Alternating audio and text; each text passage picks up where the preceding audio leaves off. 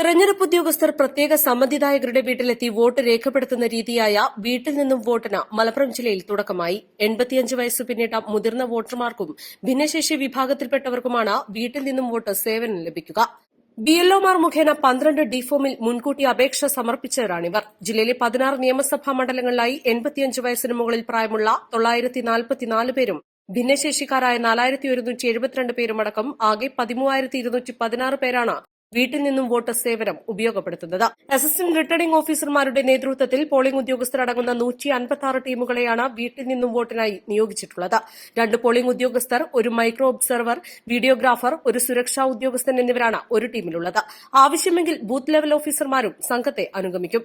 Voting പ്രക്രിയയുടെ സുതാര്യ ഉറപ്പുവരുത്തുന്നതിനായി സ്ഥാനാർത്ഥികളുടെ booth level ഏജന്റുമാർക്കും സംഘത്തോടൊപ്പം നിന്ന് നടപടിക്രമങ്ങൾ വീക്ഷിക്കാനാവും. ഏപ്രിൽ 24 വരെയാണ് വീട്ടിൽ നിന്നും വോട്ട് പ്രക്രിയ ഉണ്ടാവുക. വോട്ടിംഗിനായി ഉദ്യോഗസ്ഥർ വീട്ടിലെത്തുന്ന തീയതിയും സമയവും മുൻകൂട്ടി SMS വഴിയും അതിന് സൌകര്യമില്ലാത്ത സാഹചര്യത്തിൽ ബൂത്ത് ലെവൽ ഓഫീസർമാർ മുഖേനയും വോട്ടർമാരെ അറിയിക്കും. ഈ സമയം വോട്ടർ വീട്ടിലില്ലാത്ത സാഹചര്യമുണ്ടായാൽ മറ്റൊരു ദിവസം കൂടി അവസരം നൽകും. East live, Malappuram.